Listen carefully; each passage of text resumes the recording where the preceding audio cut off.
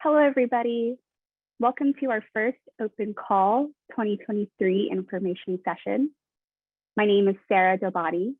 I am the Public Programs Assistant Producer at The Shed.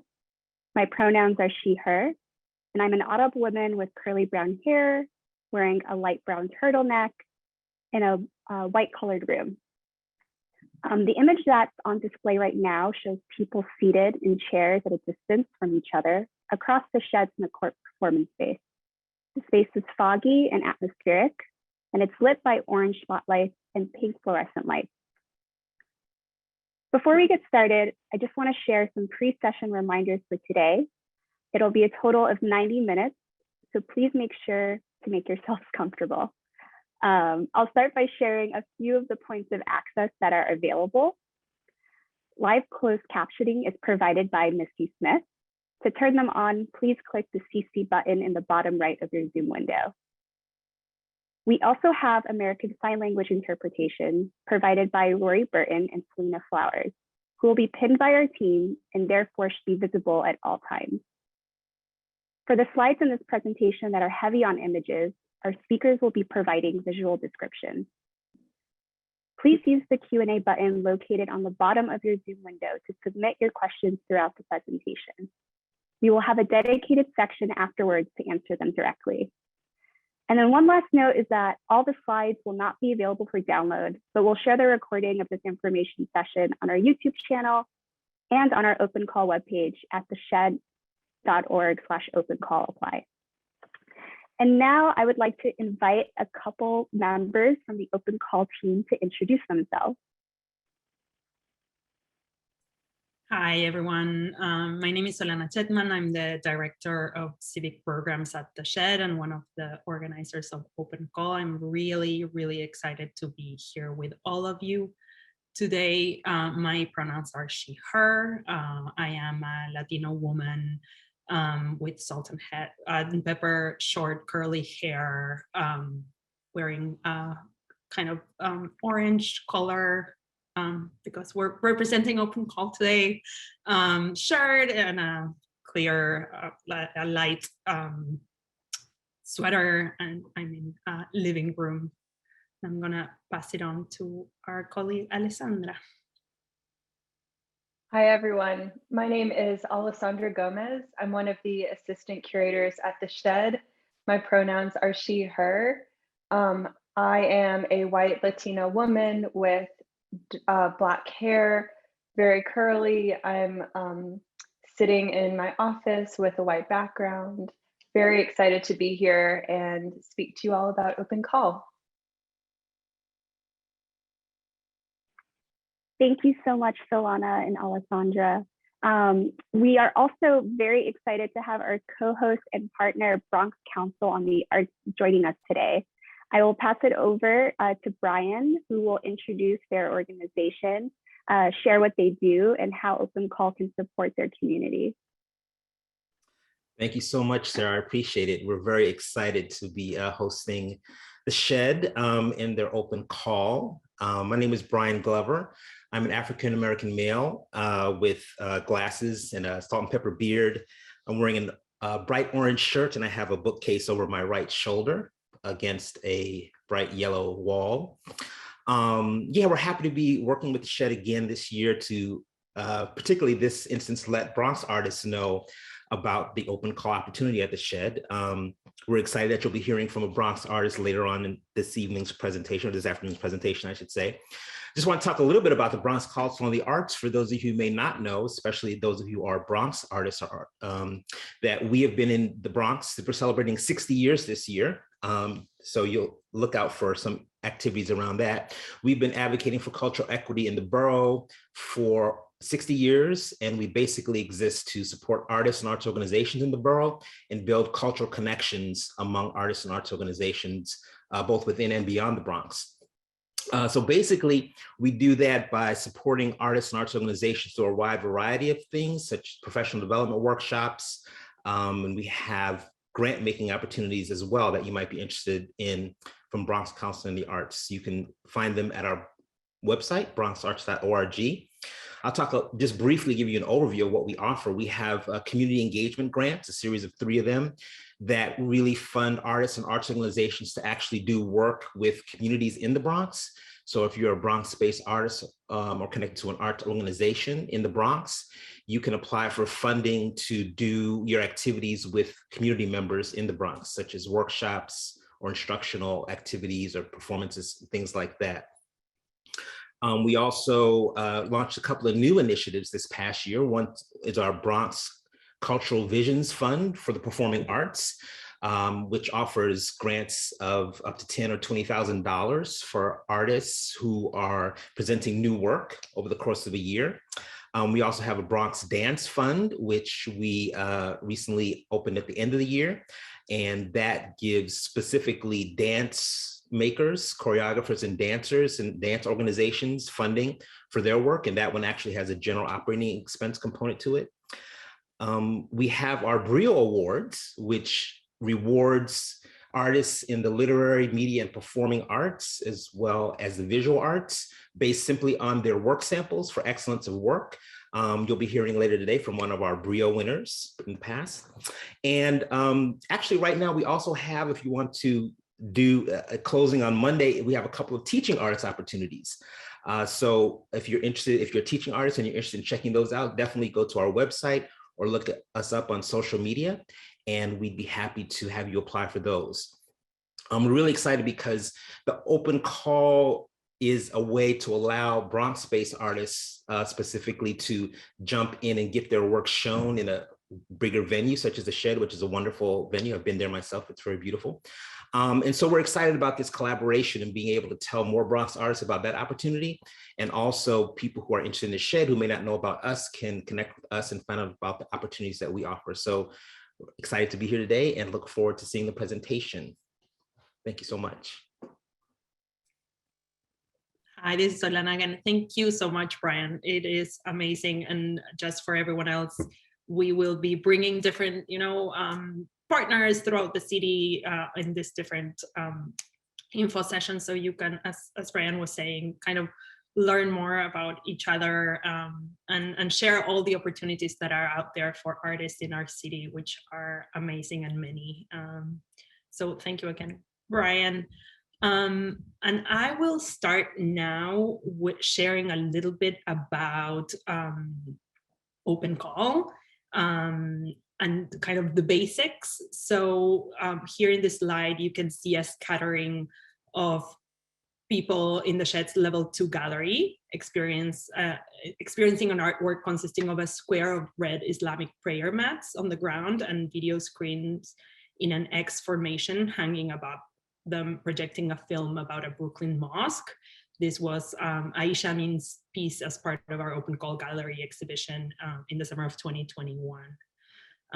So now in terms of Open Call itself, and some of this information is in the website, but we want to make sure everyone knows about it. Open Call is our large scale commissioning program dedicated to developing and presenting new work from emerging multidisciplinary artists who either live or work in New York City. And Sarah and Justin, if we can go to the next, thank you so much. We have a very kind of democratic selection process, including more than 60 online reviewers and 15 panelists. And at the end of that, we select about 30 projects, which receive a commissioning fee of up to $15,000, as well as in-kind support that we, the Shed, manage and support the artists with in terms of realizing their work and further nurturing their practice. The resulting pieces will be presented of this Open Call 2022 selection process, will be presented to the public free of charge in the summers of 2023 and 2024 in various spaces at the Shed. And we will talk more about that in a bit.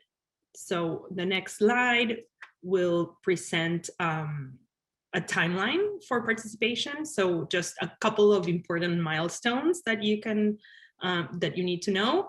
The application will close on Monday, February 21st at 6 p.m. The online review will take place around March 2022, and then out of those selected online, we will have a panel review that will happen throughout a few days with all panelists together in June 2022. The notification of acceptance for those artists who get selected will happen around August 2022. And then the more public announcement will happen around October this year. And then, as we were saying, for the gallery and the Outdoor Plaza, the presentations will happen in summer 2023, and in the Overlook and the Griffin Theater in summer 2024. In terms of the eligibility of artists for this program, the first, I'll go first. I'll go a little bit not in order, just to share the good news, which is that it's very multidisciplinary. So we accept artists presenting projects from basically many different disciplines, including performing arts, visual arts, literary arts, film, fashion, design, science, new media, as well as across multiple and in new disciplines. And then the kind of characteristics is that you need to be what we consider an early career artist. And we'll talk a little bit more about what that means. Either an individual artist or an art collective. You need to be 18 years or older. There's no education requirement. You need to be currently living or working in New York City. You need to be able to provide a W-9 form in order to be paid here in the US. And you will need to be fully vaccinated in order to be in our space and present work in our space according to city mandates currently. And then what we did was we compiled a few of the questions that we've been starting to get and that we know come up. But of course, please continue to feel free. I've seen already some starting to get in there through the Q&A, but continue to send those, and we will address those at the end of the session today. The first one is, how does the Shed define an early career artist? And for us, that's someone who hasn't had a major solo show or commission or support by a large scale cultural organization. Are non-American citizens or non-permanent residents eligible? The basic thing is that you need to have a social security number in order to complete a W-9 form in order to be paid. So that's the only condition. In principle, can nonprofits or incorporated collectives apply? No, currently we are accepting either kind of individuals or groups of artists, but not nonprofits or incorporated. And then what is the difference between a collective group and a collaborator? The way we have been defining this is that a collective has kind of a collective creative leadership of the project, whereas a collaborator is someone who is collaborating as a designer or as a performer in different ways with someone else who has the creative leadership of that specific project. So I will share now, I will move it over to Alessandra. Great, thank you, Solana. Next slide, please. So I'll give a verbal description of what is on the screen. So it's an art installation in the Shed's level 2 gallery, which includes a film projection on the gallery wall, 2 vertical video screens sitting on the floor, accompanied by 3 tackling dummies. And what you're seeing is the work of Kenneth Tam. And there are a few gallery goers in the space.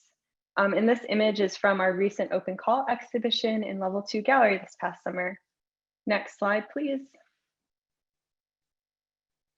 So I'm going to talk a little bit about level 2 gallery for those of you who aren't familiar with the space. So the space itself is quite large. It's 12,000 square feet. And we've really presented a range of artworks in there, from video to sculpture installation, even performance, and we've been able to accommodate some pretty large footprints. The group show runs for about 8 weeks in summer of 2023, and it's curated by the visual arts curatorial team. So we work really closely with the artists as we're developing the layout and getting more details about their work. And the image that you see on here is of the level 2 gallery with 2 people standing in front of large paintings hanging on the wall. And this is the work of Esteban Jefferson. Next slide, please. So this is an image, it's a bird's eye view of the gallery, which you're currently seeing as an open plan. However, for the past iteration of Open Call, we did build walls, and that was really determined by the curatorial and exhibitions team. We really take into consideration the needs of all of the artworks in the gallery before we determine the layout. So this gives you a good sense of our space. Next slide, please. And then just an overview of some of the support that we offer. So overall exhibition design, as I mentioned, we take into consideration the needs of the artwork, lighting, video, and sound equipment. It's something that we manage, and we have a lot of different equipment within our inventory, so that's something that we provide. We also offer support during installation and deinstallation. We have art handlers that will work with our curatorial exhibitions team and each of you as the artists. We provide also shipping to and from the shed within New York City for artwork, and then also provide photo documentation. So that sort of gives you an overview of the gallery space. And I'm going to pass it to Solana to talk about our outdoor plaza. Thank you, Alessandra. This is Solana again. Here we'll talk about presenting work at the Outdoor Plaza, and here we have a slide with a group of track and field athletes / dancers in the shed smack court. We're huddling in a circle with arms interlaced around each other's shoulders, and they stand on blue athletic mat. And this was the work of Ana Maria Agüero Yajanes last summer, as well as part of our performance series. So the next slide, please. We'll talk, as we were saying, about the Outdoor Plaza. This is a public space that is formed when the movable outer shell or shed, which gives the name to our space, is nested or closed to create a 17,000 square foot outdoor plaza for large scale performances. We were only able to use it as such, kind of in that configuration in the summer of 2019. It can accommodate an audience of approximately 1,500 people, and it will be set up with a stage and seating, as well as up-to-date sound and lighting equipment. An important caveat of this space is that it does not allow for outdoor projection. Pieces are usually performed once here. This works mostly as a kind of an outdoor venue type of festival. So projects get to be in the space the day of the performance and perform then. We've had anything from music and dance to theater, performance. You can make use of the stage or of the plaza itself as a stage, as we are seeing in this particular piece that we had on the first summer of 2019, where we see two dancers actually dancing on the pebblestone or cobblestone floor of the plaza. We can go to the next slide. We're seeing here a floor plan of the Shed Smack Court performance space. It's basically a large square space. In this case, we're seeing it empty. What happens is that each summer, as Alessandra was saying with the gallery, you know, the space staging and seating area gets designed according to the projects that we will be presenting. So that would get communicated later on to the artist selected to perform here. Next slide, please. And now we will talk about the Griffin Theater. So as we said at the beginning, performances happen in 3 different spaces. One is that open door plaza, and the next 2 are inside the building. One is the Griffin Theater, the other one we call the Overlook, and I'll talk about in a second.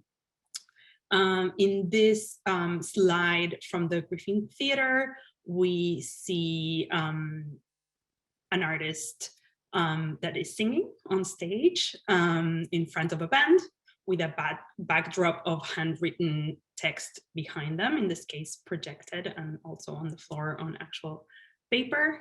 This is the wonderful Kelsey Pyro performing in 2019, the summer of 2019. And the next slide, please. Here we see a group of artists that are holding hands and taking a bow on stage to a standing ovation. It was also the summer of 2019, and they were on stage. And this is to talk a little bit about the Griffin Theater, which is on level 6. It is a black box theater with resilient and not sprung wood floor. The staging area is usually roughly 40 by 20 feet, and we have reconfigurable risers. So what this means is that usually performances that take on a proscenium style seating for audience members happen in this space.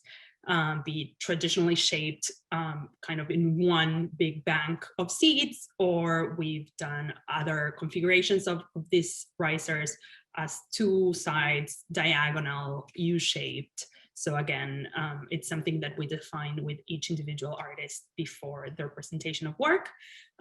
Audiences are usually between 200 and 400 attendees in this space. And pieces presented here get to have kind of a 3 performance run.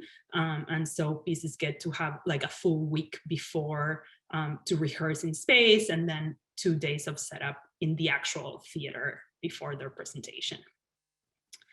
And next slide, we can see here floor plan of the space. This is how it was set up actually in the summer of 2019, where we were dividing the space into 2 with one whole bank of risers and the stage across it in the west side of the space. Next slide, please. And then finally, we have the Overlook Space, which in this case, we're seeing a picture of it basically quite empty, just with some large, it's a large gallery-like space with glossy cement floor and one glass wall overlooking the shed's Outdoor Plaza or McCourt. And it is, in this case, filling the room with light, and there's a few people visiting the space. We haven't yet used this space to show performance yet. We will later this summer, and Justin Hicks, who is one of the artists who is here with us today, will be performing here, so he can talk a little bit more about it if you have any questions, at least of how he's envisioning the space. And if we go to the next slide, the Overlook is our recently modified performance space, overlooking, as we were saying, the McCourt, located on level 4. And it is an open plan space. It is 50 feet wide by 86 feet deep and approximately 19 feet high to the grid. And pieces here will run again as in the theater for 3 consecutive performance days. The big difference between the theater and the Overlook is that the Overlook is working as our open plan space. So seating won't happen in risers, but will get adapted and customized to each individual piece in a different way. So yeah, Next slide, please. And here in this final slide of the Overlook, we have a floor plan that shows the dimensions, and we will ensure that all these floor plans are on our website accessible and have better descriptions with all the information that you will require. Next slide, please. And finally, for presentation of work, in terms of the support that we provide with all of the performing arts pieces, each piece will get granted, a stage and a seating configuration, and the overall room setup that will be defined with the Shed's programming team. We usually work with designers for light, sound, and also for staging. So that is something that we provide as additional support to your teams. We will have lighting, sound, and video equipment within Shed inventory. Artists sometimes go beyond that and will need to provide that out of their own commissioning fee. We also provide crew labor and stagehands. We are a union house, which is always important to know. And then we will have one shipping trip to and from the Shed within the 5 boroughs.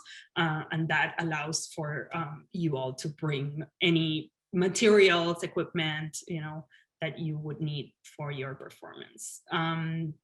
We also provide photo and video documentation.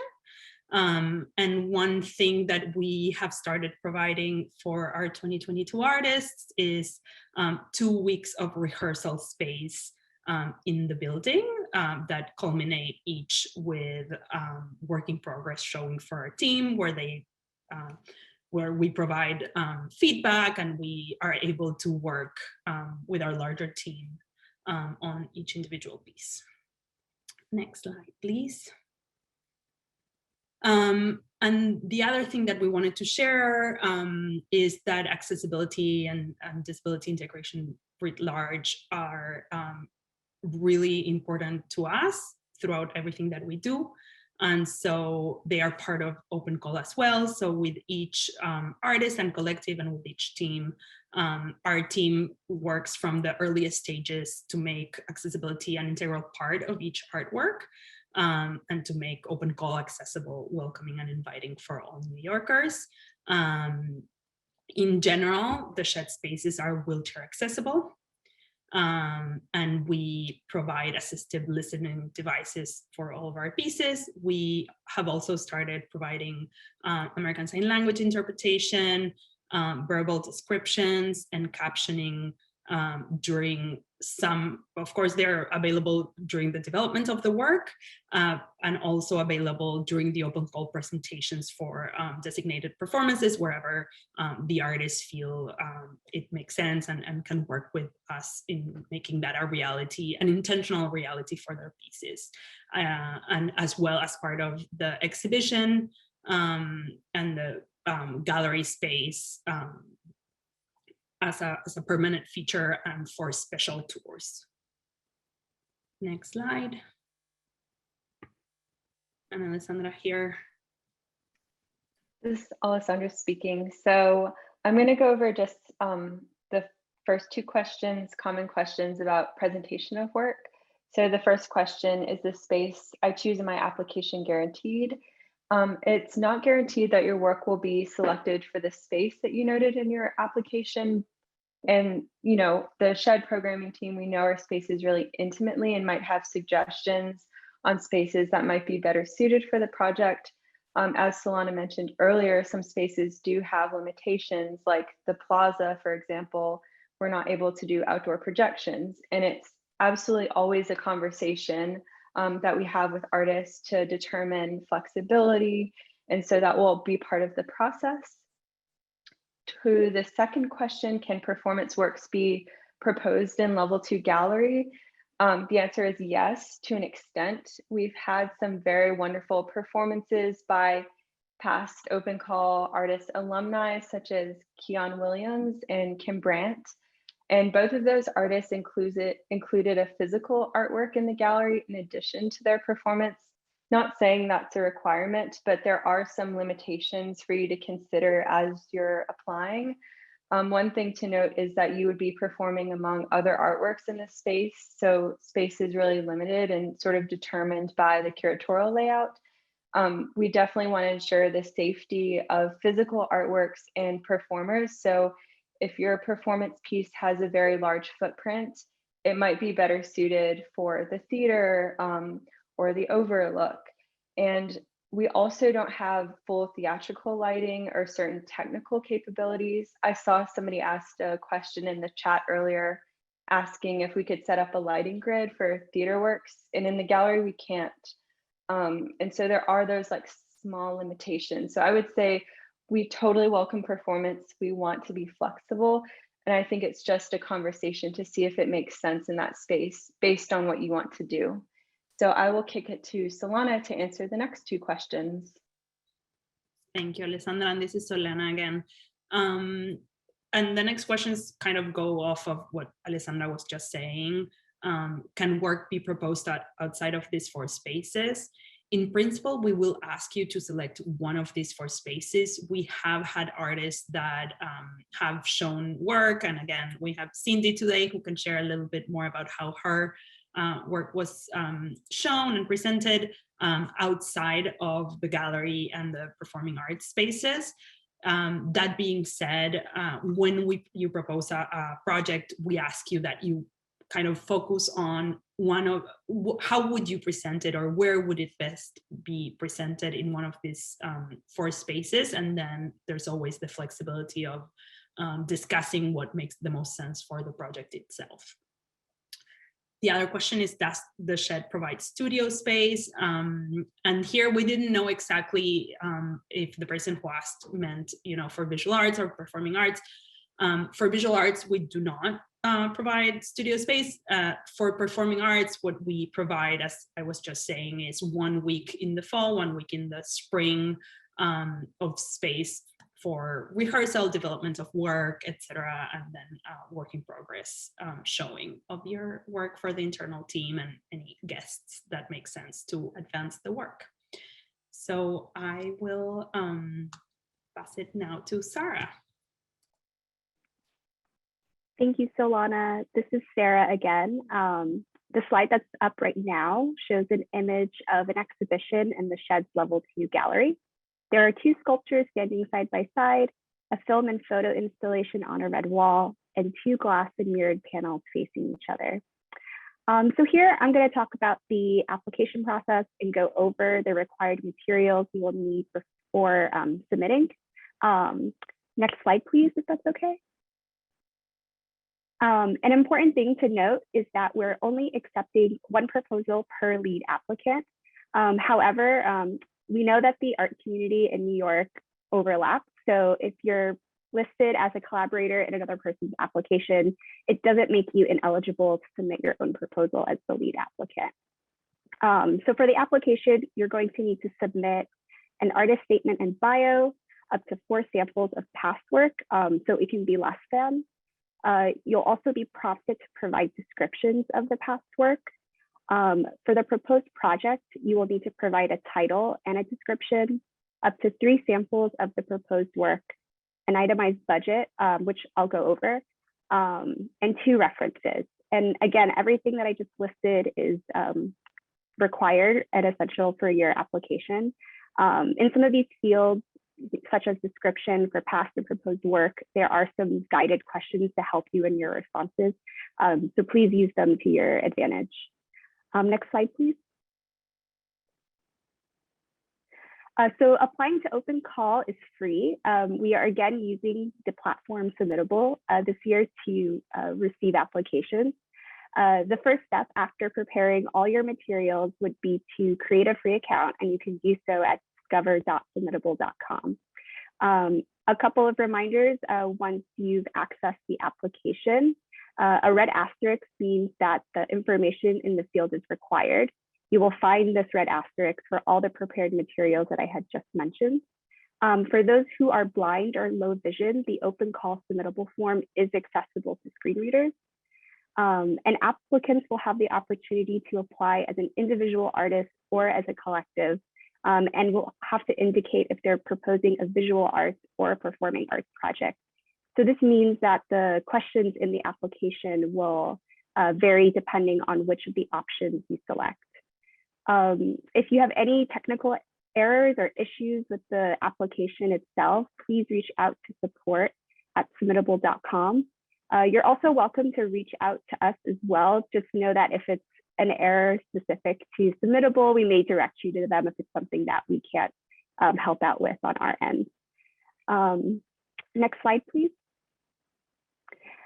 Just also want to share a couple of things when you're uploading your work samples. In this slide, there is a screenshot from the application where you upload files. Any text files that you're planning to upload should be a maximum of 3 pages. And I want to note that this specifically refers to literary work or text documentation, such as manuscripts, stories, poetry, and other works of that nature. Now, text documents uploaded that include links to files will not be considered. So this means we will not look at any text document that contains links to photos, videos, music.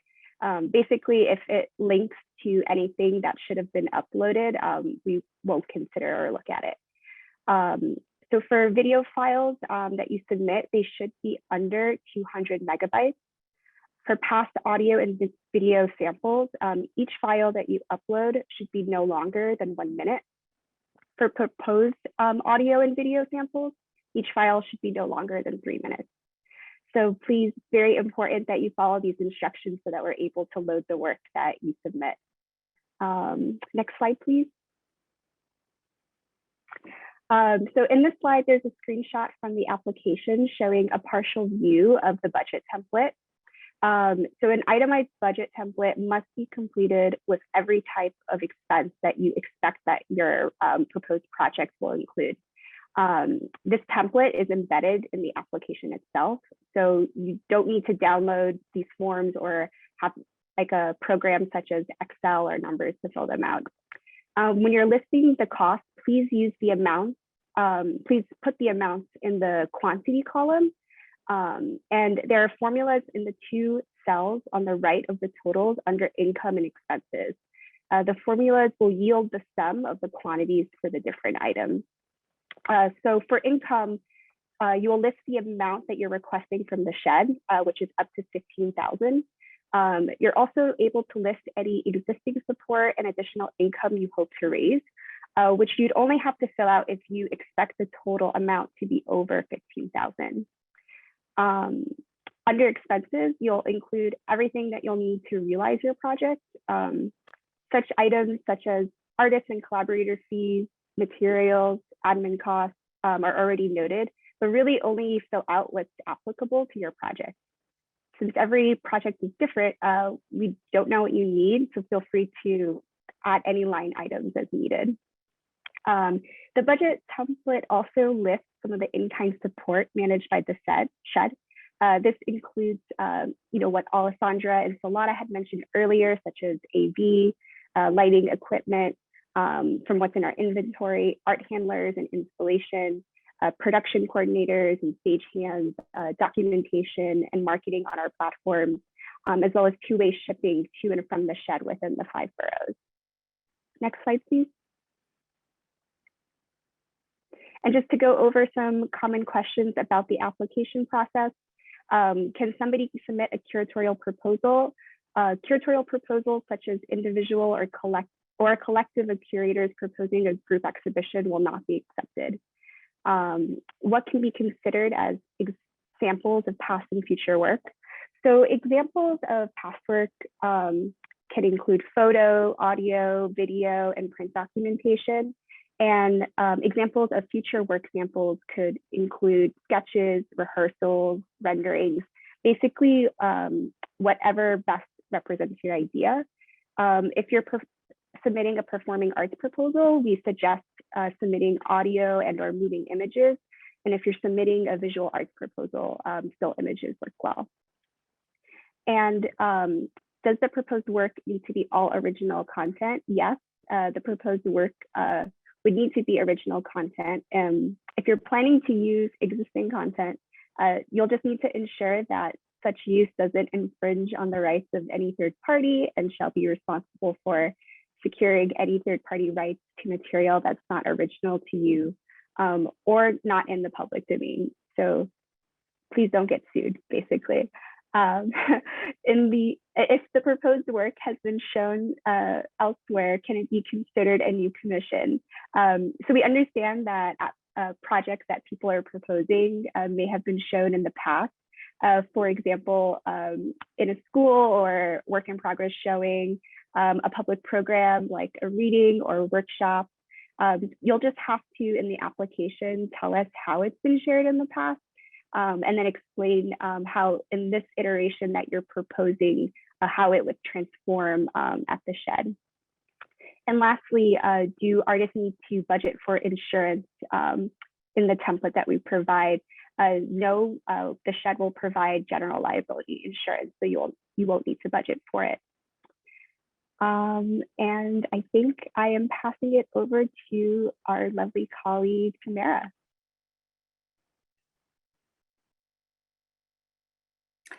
Hello, can you hear me? I'm having some video trouble, but I will keep going. My name is, oh wait, did that work? Oh, we can hear me. That's good. Let's start. Hello, I'm Tamara McCaw. I'm the Chief Civic Program Officer and one of the co-organizers of Open Call. She, her pronouns, Black woman, dark skin, coily hair, thick eyebrows, and I'm wearing a dark turtleneck. Lovely to be here.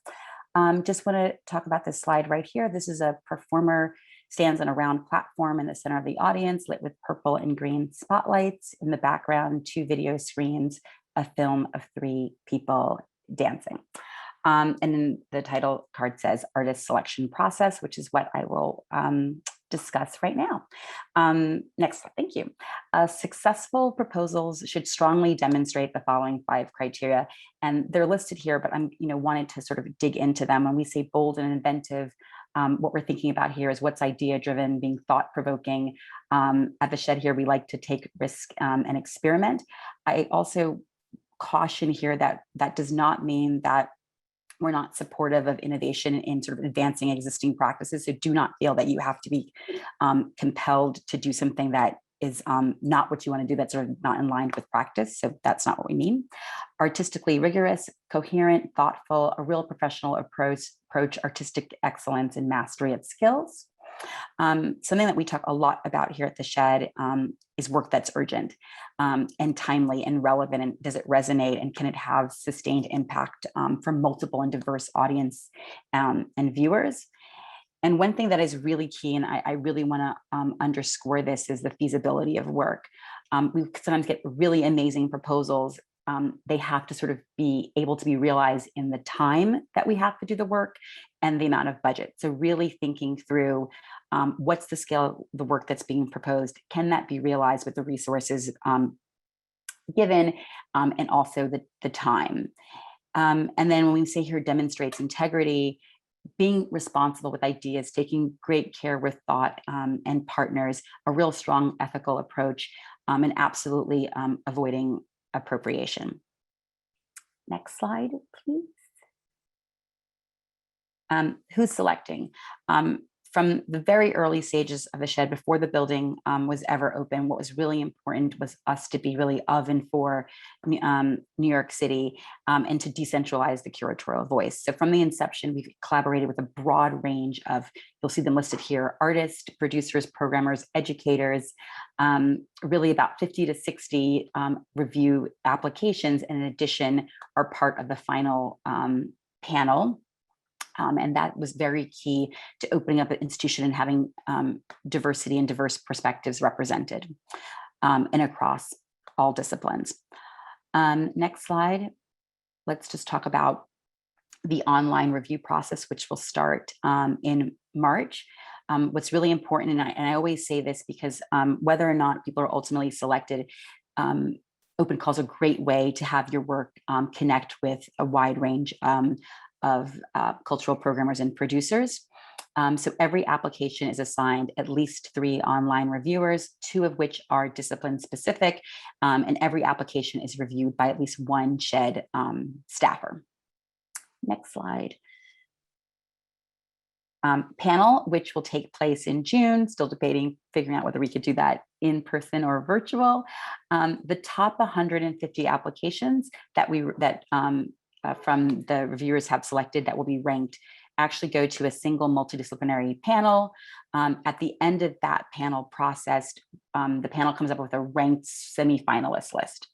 That semifinalist is then sent over to the SHED's open call program team. It's during this stage in the process that the SHED team will check references. We will absolutely conduct artist interviews. And during that process, it really is also deepening the sort of feasibility study. And at that moment, we will also be thinking about matching the work and the proposals to the appropriate spaces and time in the schedule.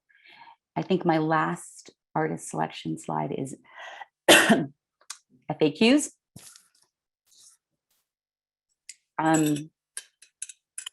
Last open call, nearly 1,600 applications we received, and this was almost a 60% increase from the very first iteration of open call, and so that always makes us know that it really resonates in the community.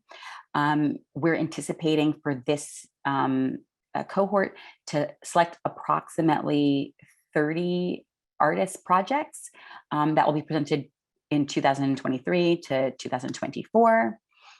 There is a difference in the number of projects selected for the group show for visual art versus performing arts. For the gallery group show, we're thinking about 10 to 12 projects will be selected. For the outdoor performances, we anticipate 12. That's the Plaza program. The indoor performances, which take place, sorry about that, Sean. The indoor performances will take place 8 projects between both our Griffin Space and the Overlook. Regarding owning of the work, artists always retain rights to commissions that the SHED provides. We do require a commission credit that will follow the work. The timeline for payments, upon signing of the contract, we do a first payment, and then we tie the subsequent payments to milestones throughout the creative development of the project. And then the final payment will be when we present or exhibit the work. Solana? Thank you, Tamara. This is Solana again. And now to meet the exciting portion of this session, which is talking to past and current artists.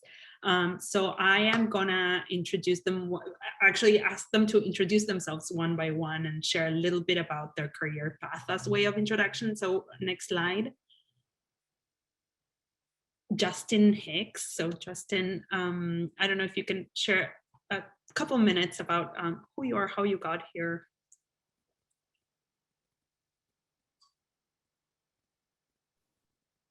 How's it going? I'm Justin Hicks, he, him. I am an African-American male with, I guess, a bald head and a goatee. I'm in a dark green room and I have on kind of a khaki green t-shirt. I guess I'll start out by saying I consider myself an interdisciplinary artist, but I focus on sound and music and songwriting as ways to, I think, kind of activate my interest in visual arts and the work I do in visual art, as well as in theater and performance. I guess I will say that I'm a collaborative artist as well. The work I'm going to do for Open Call is one of few kind of solo projects that I've been making lately. So that's kind of I guess I am saying that to address some questions people have about stages in your career and what constitutes early career and whatnot. And I guess we can get back to that later, but I work in music proper as a songwriter, like in pop music, as well as sound art. And again, I work in theater, I score plays, and work with choreographers as a sound artist and a musician, composer. I'm a vocalist and I was trained as a chef. So that's kind of who I am. Yeah. Thank you. And I didn't know that you were trained as a chef. Yes. Make some plans. Okay. The next slide, please. Cindy Tran. I'm going to ask the same, Cindy, if you don't mind sharing a little bit about who you are, how you got here, what your project for Open Call was. Yeah. Hi, everyone. I'm Cindy Tran. I go by she, her. I am an Asian woman with Black hair. I'm wearing a pink top, and my background is a living room. So I am a poet. I have been writing for about 10 years. And I say that because every artist has a very different background. I feel like I've been writing a very long time, but I've worked a lot of different odd jobs and freelance for a long time as an editor. I focused a lot less on publishing, which I think is less common, and more on longer term projects and really conceptualizing what I wanted to write about and how I wanted to write about it. So really one of the drivers for my Open Call project was a series of Yelp reviews that I wrote during the pandemic. But that said, I've been doing that for pretty close to 10 years as well. Thank you. And the last artist and slide, Pauline. Hi, my name is Pauline. I'm a multidisciplinary artist, and I'm interested in the nature and limits of the body, cultural inheritance, and science and mysticism. I have been an artist for 10 years, I guess, but I only started showing probably after grad school, which I graduated from in 2019. So that's kind of to address some of the Q&A questions about where people are in stage of career and stuff like that. Oh, sorry, I forgot the visual description. I am an Asian woman, and I'm wearing a green hat, white sweater, and I'm sitting in a white art studio space. And the slide, sorry. Go ahead. Hello? Oh, sorry. The slide is 3 people in the foreground, and the background is my work from the shed. It is a large tapestry that's hanging from the ceiling, and it's suspended with glass bags in the back of it, behind it. Thank you, Pauline, and thank you all of you. And I wanted to start by kind of a large question, but I hope you can find something specific. What has been the most rewarding aspect of your participation as part of Open Call? And there's no order, just jump in whenever you feel like it.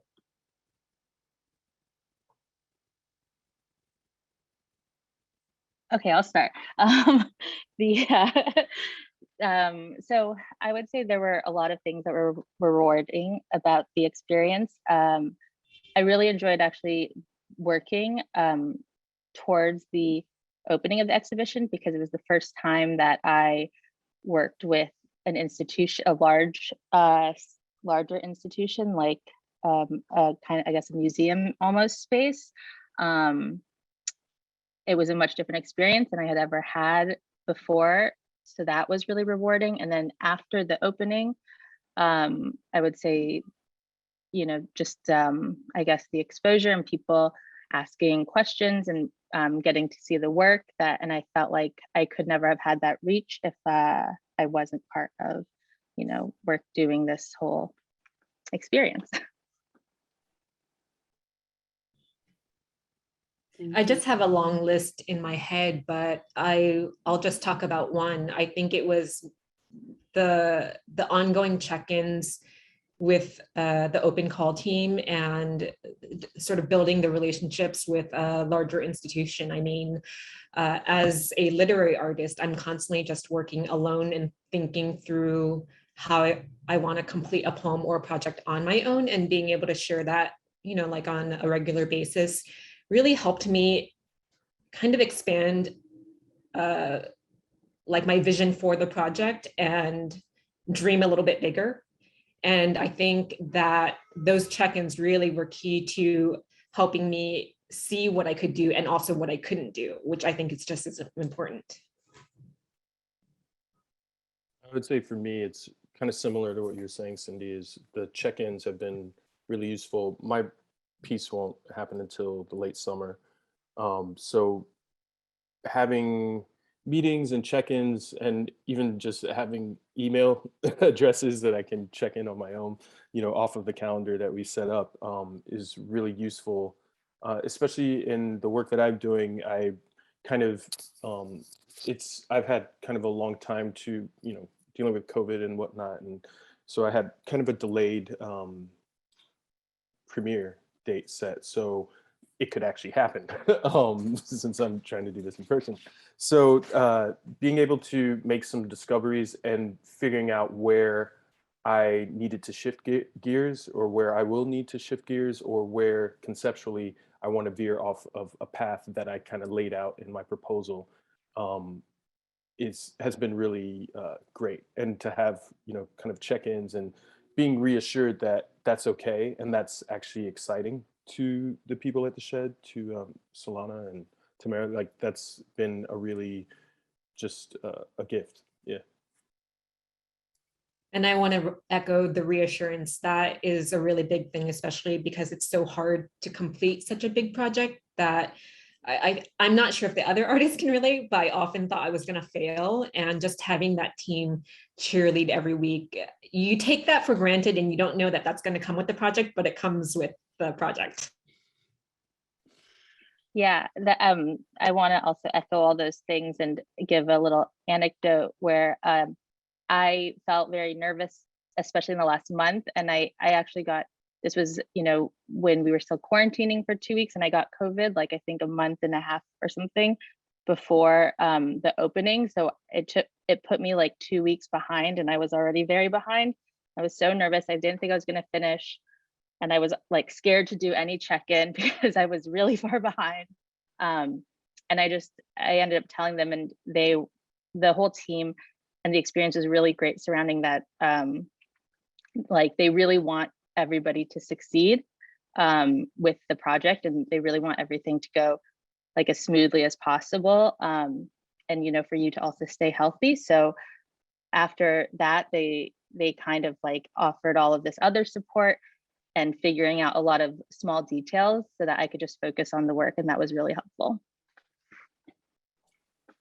It's Solana again, and I just want to say that like my heart is bursting. So thank you all. I don't want to lose too much time because I want to get to people's questions. I'm going to ask 2 questions in one, which is like, why did you decide to apply? And when you did, how did you strategize about it? One of the questions that we always get is like, what samples should I present? I was just reading quickly, and someone was saying like, it's a theater piece. How do I present like 3 pages or 3 images or 3 minutes of audio visual? So how did you go about that?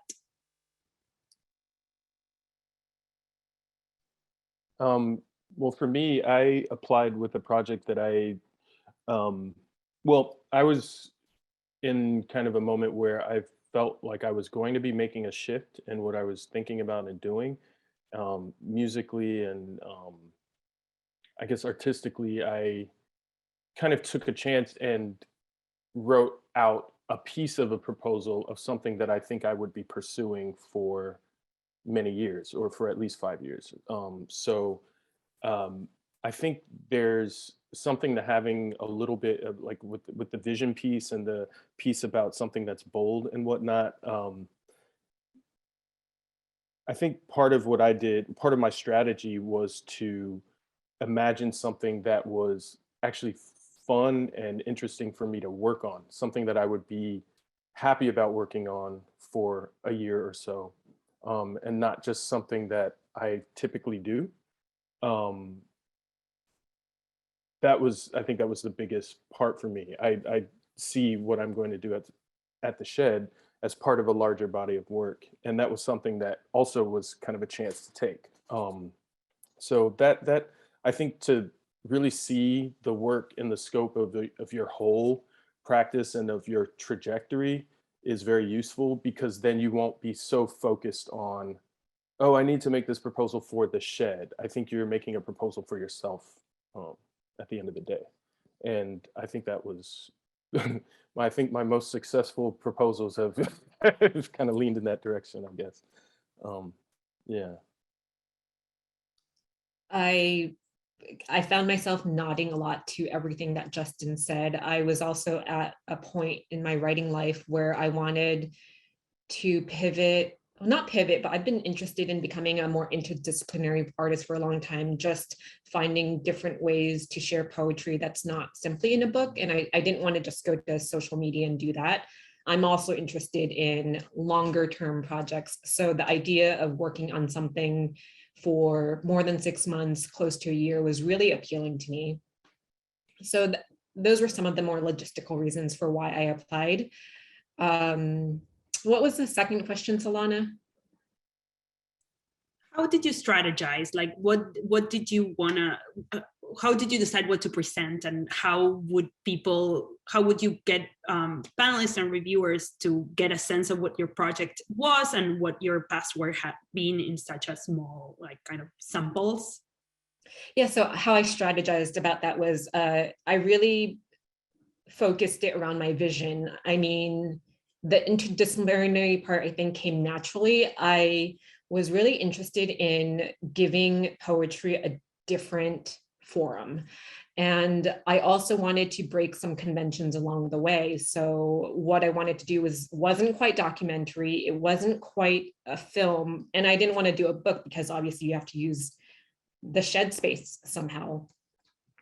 And so I combined a lot of my different writing dreams all into just this one proposal. I wanted to include a lot of different languages. I wanted to meet a lot of people. I wanted to go around to the different boroughs. I also had not always, but for the past few years, I wanted to write a long sonnet sequence. And I really did essentially combine all of those things and threw it onto the proposal. So then when I was done writing it, I went through the criteria that was presented in one of the slides earlier. And I asked myself, well, is this different? Is it feasible? And I would recommend that other people do that as well as they're writing it and also at the very end before they submit it.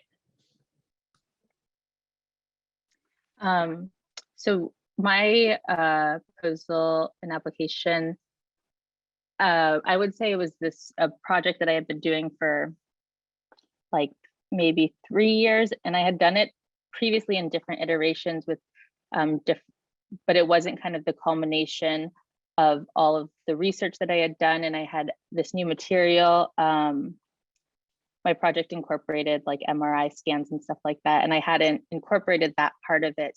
So it fed into my application in that my recent artwork samples were works that I had done previously that I knew were going to be very similar to what I wanted to present at the shed. But it was kind of the piece that I had always dreamed about making, but didn't have the funds or the time or the support or the space, because it was really big. I think it was like 25 feet wide by 15 feet in depth.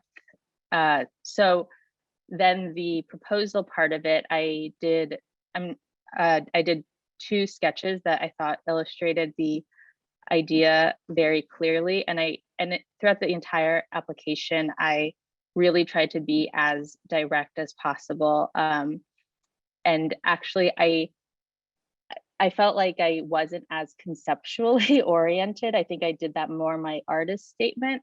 And then I would say in my proposal, it was like very descriptive of exactly what I was wanting to put forth. And I'm not sure, I'm just saying that's what I did, and if that's helpful. I'll say that is super, super helpful. This is Solana again. Thank you all. I want to make sure that we get to people's questions because that's what we're here to answer. So I'm going to ask the 3 of you to stick around because I'm sure there's some questions that you will be answering better than us. And I'm going to shift it to to Sarah, and then Alessandra and Tamara and I will also stick around to answer questions. So thank you again so much. Justin, Cindy, and Pauline. Thank you. Thank you to our wonderful artists. This is Sarah speaking. Before we go to Q&A, I just want to remind you all that you can find all the information that we covered today at theshed.org/open-call-apply. We're going to try to get to as many questions as possible, but if there's something that we may have missed, you can always reach us at opencall@theshed.org. And we'll be sure to also share this information in the chat in case you end up missing this slide. So from now, I guess we can start with some questions, and I'll begin. We're going to kind of group them up sort of we won't group them in order, just by kind of section. So we'll start with, can an artist apply as part of a collective and as a lead applicant on a different proposal? Yes. So we are asking artists to apply only once as an individual artist, or once as an artist, and you can be a collaborator in another, or you could be as part of a collective, but basically as a lead artist only once. If an older, more established artist in one medium is exploring a new art form, such as multidisciplinary video, choreography, sound, could she be considered an early career artist? Absolutely. Yes. If you are working with a partner and or collaborators, do they also need to be American citizens/residents as well? As long as the person applying is able to be paid in the US, that is fine. If a duo or collective gets accepted and one of them starts a degree granting program, would they be disqualified from participating? In principle, no. I think it's just about the team. What I would say generally is that if you're going to be applying, and that you are able to realize the project, and then how that works, how you allot your time, et cetera, is completely up to the artist, the collective, the group of collaborators. It's just about being able to realize the project once you get selected.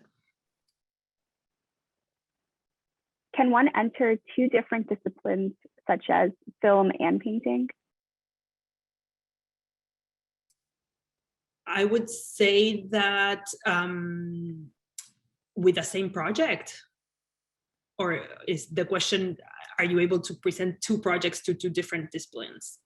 In principle, without knowing that, I would say that you're able to present only one project, and that if you feel that it applies to different disciplines, you should select kind of more than one discipline. But and this is Alessandra speaking. I can also add to that. We had, for example, one artist, Keon Williams, who did a performance that resulted in an installation in the gallery. So it took sort of two different forms. One was the performance, and then one was the product of that performance. So you can also think about it in that way as well. This is Justin speaking, the mysterious presenter. Can I just follow up and say, can people apply with two different projects in separate disciplines? So what I would cite Tamara here, it's really one proposal per individual. What you can do is be a lead applicant as an individual and as part of a creative team for someone else's project. We absolutely have seen that. But you're not able to sort of do multiple proposals by doing different disciplines or trying to do different spaces.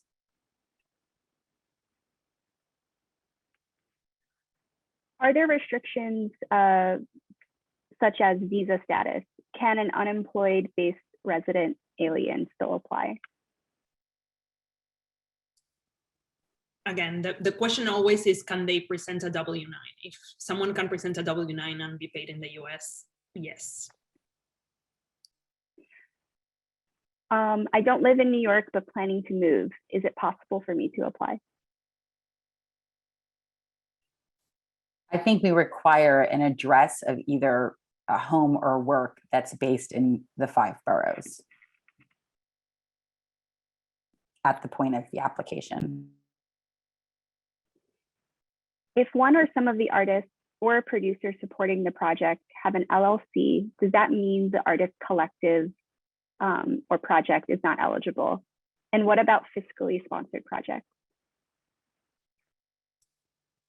You can have an LLC, we would ask that you don't apply with the LLC, if that makes sense. The same, like if an artist has fiscal sponsorship by any organization, that's completely fine. But we would ask that the person applying it is an individual and can be paid in the US. How does the appropriate presentation space get determined for each work?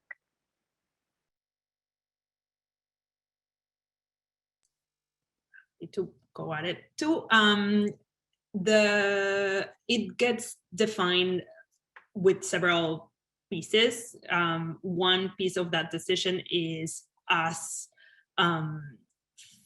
first reading what space you were envisioning when you presented the project. The second one is availability. As Tamara was saying, we have a set amount of projects that we can host in each one of the spaces. So we want to make sure that our preferred projects get to be selected and presented. The third one is what will serve the project best. Alessandra was mentioning before, for example, that if a project requires like a performance space that has better floors or better lighting or better audio, that we can accommodate that. And so there are spaces that are better for that. There are spaces that are better for a certain audience configuration. So we take all of that into account.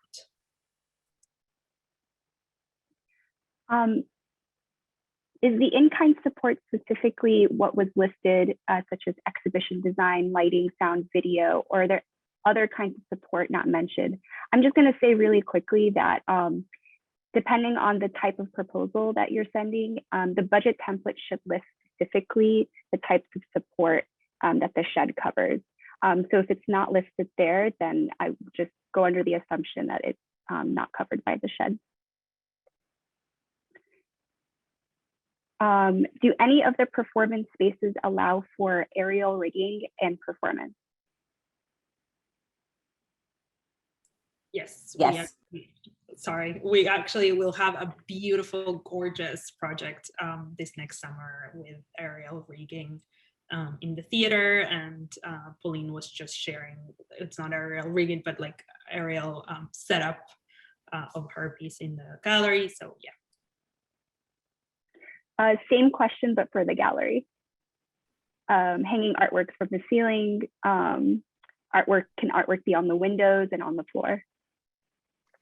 Yes, we have strong points that artwork can hang from, and then it can definitely be on the floor and potentially on the windows. I think in the application, if you could just talk about what the artwork needs are, the curatorial team will have those conversations with you and figure out where it works best in the space. Can the Overlook accommodate projections? Yes. What is the maximum audience capacity for the Overlook? That's a great question. Right now, I want to say around 300, but don't quote me on that. And that might be kind of the top, and we might decide not to go with that top. But does the shed have tech people for the day of the show, or do artists have to find their own tech team? You know, we've got both a production team, and then we are a union house, so we do have production labor and crew. This is a question specifically for the artists. How concrete was your application compared to what was finally displayed? Did you have all your renderings, drawings, etc. finalized in your application?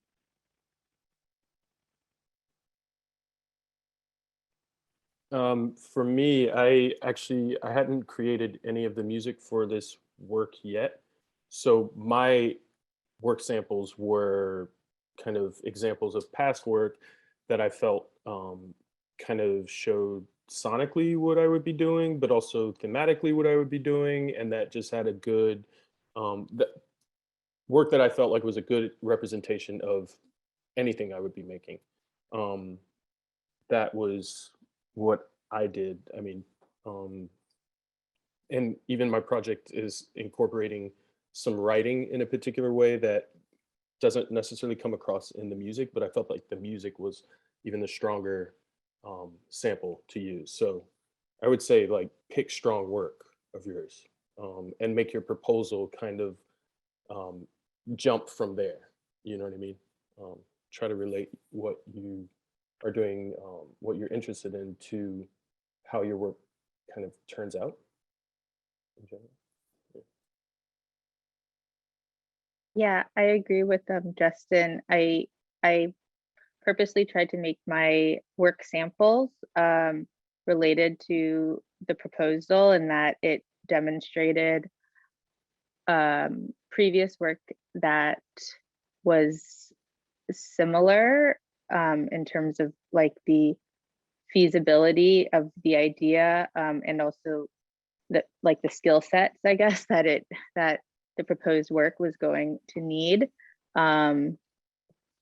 You know, like the making of it, I guess. And so I wanted to show that I had been successful in making finished past work. And then for my proposal, like I said, I did sketches of the piece, and mine were actually hand drawn. So they weren't like SketchUp renderings, but they were very informational. It wasn't, the piece that I ended up presenting was pretty like one-to-one. I did end up switching out certain materials. I think I had proposed just regular bags, and then I ended up making these glass bags. But so they were really small changes. But I think some people probably changed their pieces more. I'm not sure, depending. Yeah. For my work samples, I did half of them, well, they were all poems, so nothing in my work sample was an example or pre-work of the project. I had, I think, half screenshots of actual sonnets I wrote and posted on Yelp, so that was half. And then the other half was, you know, some short poems, one long poem, just to show my stylistic and thematic range, because I would be interviewing eventually 15 or more people. And so I wanted to show that I could write very differently about each person, but they would be united by my voice. And so I agree with Justin and Pauline, your sample does have to reflect what you're going to be doing, even if it's not going to be part of the project itself. And also, I have one more thing. I think, I don't know if it's the same this year, but in the year that we had applied, for both the proposal and the previous work samples, I think they gave you like a little blurb area where you could describe what the image was. And I found that to be like really useful in my application, just in terms of explaining like the idea and how everything was going to fit together. And it referenced like, you know, both the statement and the proposal and vice versa, kind of. Yeah, I think there's two work sample sections, I think. So there is one that's for past work, and then work for the proposed project. And for me, I use that caption space. This is just like something I feel like relates to what I will be making. Yeah. Or even, I think one of my pieces was actually one of the pieces that I had been listening to that made me think, oh, I should write this kind of thing next, or a piece that kind of jumps from here. I think there's always a way to like pull it together that way. Don't be, I would say don't necessarily, I mean, this goes from person to person. Some people are good at like creating a quick sample of what they think they're going to be doing if they haven't created that work yet. Maybe that can work for you. I will say for myself, being that I work with sound and music, it was better for me to give an example that was more related to what I was doing than to try to work up anything that was like an accurate representation of thoughts I was having about something that was going to happen in the future. I think that you know, from my meetings with Solana and the team, it's like I've had a lot of thoughts since I wrote the proposal. So I say give yourself that space and that grace to do that. I'm just going to piggyback with another question about work samples. If an early phase of a project was workshop at a school or a university, would that be considered major support? And then can you use those workshop materials as examples of proposed work for the application? Yes, those don't necessarily are not necessarily considered as past big support, and they can be used as examples or samples. A question specific to the rehearsal and tech process. Is the total amount of time that artists spend in the actual space 2 weeks of rehearsal, load in, and 1 and 3 days for performances? So it depends on each work. So if the work will be presented, actually for all performing pieces, we are providing weeks of rehearsal in the space in advance. So like, for example, this year for the theater and the Overlook, we're providing 1 week in the fall and 1 week in the spring. Then right next to the performance date, we will provide 1 last week of rehearsal space in the building the week before. And then for the week of the performances will take place Thursday, Fridays, and Saturdays, and Tuesday and Wednesdays are setup days and dress rehearsal days and Q2Q and tech days. For the outdoor space, we are providing less time. The performance happens usually once, maximum twice in some cases. And it's a little bit more for projects that are a little more turnkey, also because the technological equipment is less and it's an outdoor venue. And so in those, you would have some rehearsal time in the previously somewhere else in the building, and then day off, you would have some tech time. Or week off, you would have some tech time before performing. A question about accessibility. Will there be on-site sign language interpreters in the open call exhibition and performances? And do you need to include it in the budget?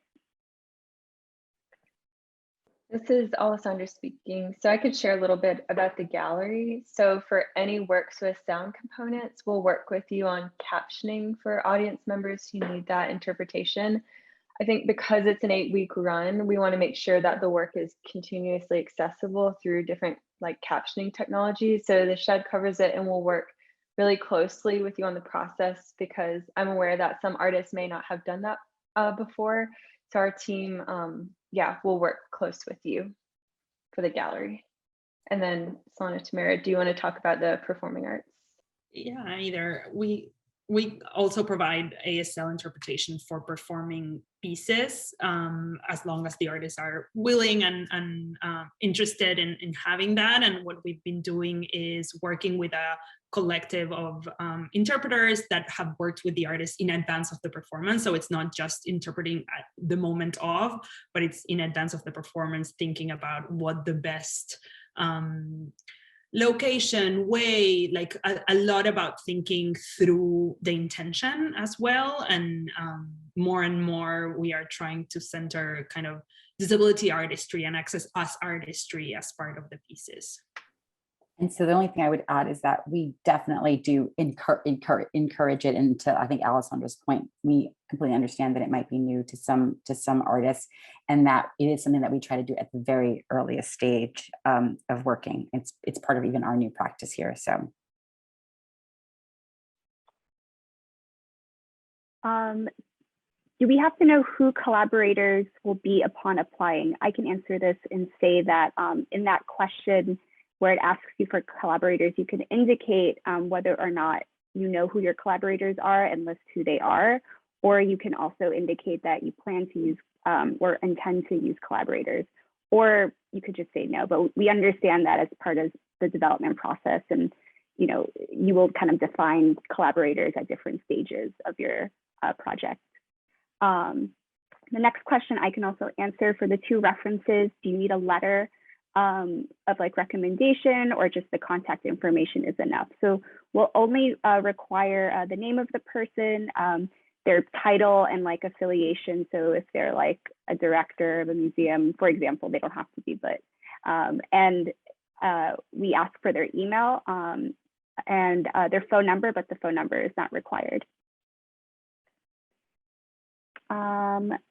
Will you be asking for any additional materials in the final round? For example, 3 pages from a playwright will need to provide more in the next round.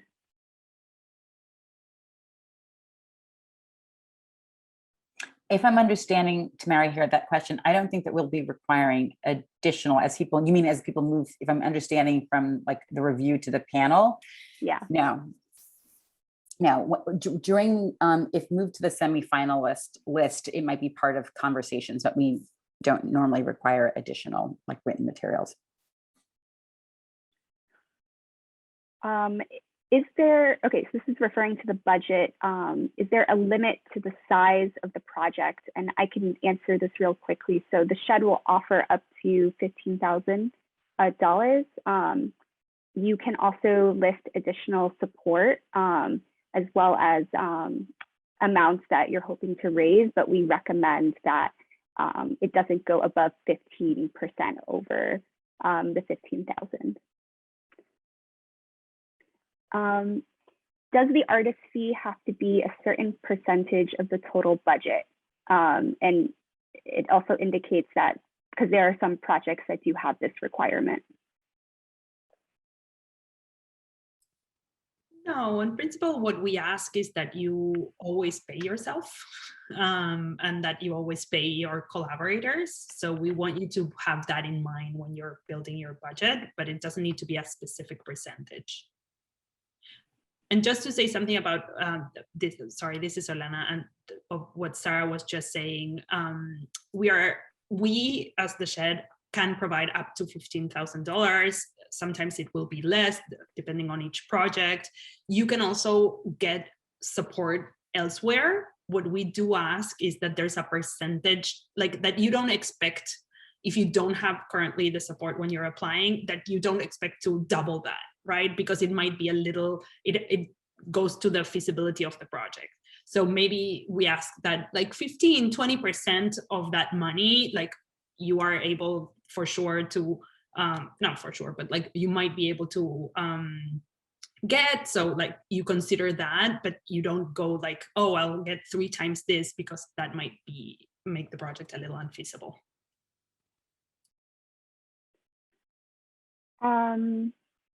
If our proposal includes a performance component, should we also include an alternative in the same proposal to account for COVID restrictions that may not allow for it to be in person? For example, instead of having performers in person, having videos of performers in the case COVID would allow for people to perform together safely. If I may answer this is Solana. I think, last year when all of these amazing artists applied, we were kind of in the midst of COVID, there wasn't any vaccination, etc. And what we have asked everyone is to present their dream project and to know, I think what we've heard from everyone today is that we are all flexible and we expect you all to be flexible and that we will figure it out together. I think at this point, just present your dream project and we'll take it from there where you to get selected.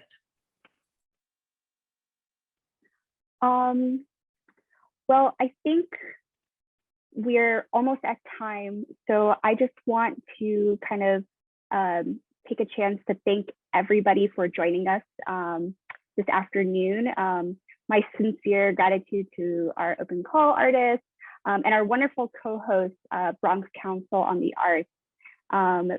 Brian, would you like to say any closing remarks before we all go? I'll just say thank you for approaching us again. We love hosting this. Every time I hear about the Shed opportunity, it's amazing, the support you give.